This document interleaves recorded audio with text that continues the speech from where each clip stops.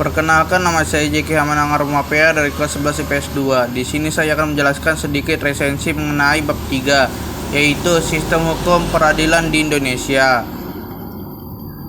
A. Sistem hukum di Indonesia. 1. Makna dan karakteristik hukum. Tujuan diterapkan hukum bagi suatu negara adalah untuk menegakkan kebenaran dan keadilan, mencegah tindakan yang sewenang-wenang, melindungi hak asasi manusia, serta menciptakan suasana tertib, tentram, aman, dan damai.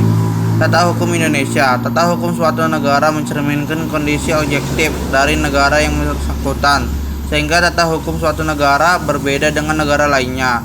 Tata hukum negara kita berbeda dengan tata hukum negara lainnya.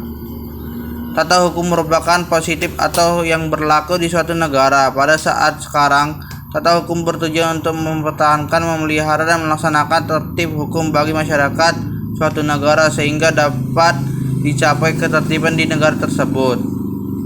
B. Mencermati sistem peradilan Indonesia.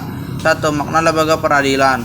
Pengadilan secara umum mempunyai tugas untuk mengadili perkara menurut hukum dengan tidak membeda-bedakan orang.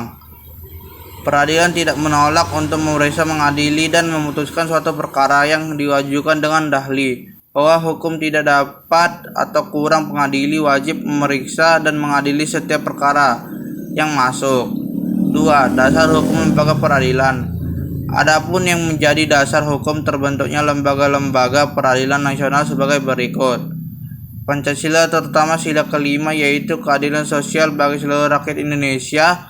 Undang-Undang Dasar Negara Republik Indonesia 1945 bab 11 pasal 24 ayat 2. 3. Klarifikasi lembaga peradilan. 1. Lembaga peradilan di bawah Mahkamah Agung.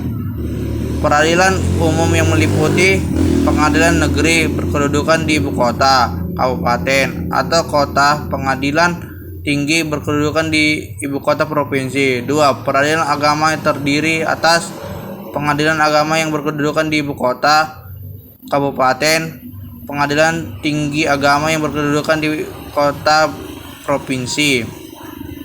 3. Peradilan militer terdiri atas pengadilan militer tinggi, pengadilan militer utama, pengadilan militer pertempuran.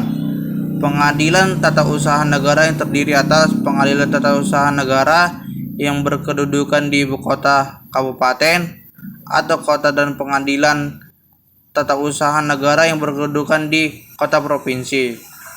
B. Mahkamah Konstitusi. Badan-badan peradilan merupakan sarana bagi rakyat pencari keadilan untuk mendapatkan hak di dalam lapangan peradilan nasional.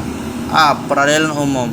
Berdasarkan undang-undang ini, kekuasaan hakiman dilindungi. Peradilan hukum dilaksanakan oleh pengadilan negeri, pengadilan tinggi, dan Mahkamah Agung. Pengadilan negeri, pengadilan tinggi. B. Peradilan agama. Pengadilan agama, pengadilan tinggi. C. Pengadilan militer. Dalam pengadilan militer dikenal adanya Auditutrat, yaitu badan di lingkungan TNI yang melakukan kekuasaan pemerintah negara di bidang penuntutan dan penyelidikan berdasarkan pelimpahan dan panglima TNI. D. Peradilan tata usaha negara. Kekuasaan hakiman di lingkungan peradilan tata usaha negara dilaksanakan oleh pengadilan tata usaha negara dan pengadilan tata usaha negara.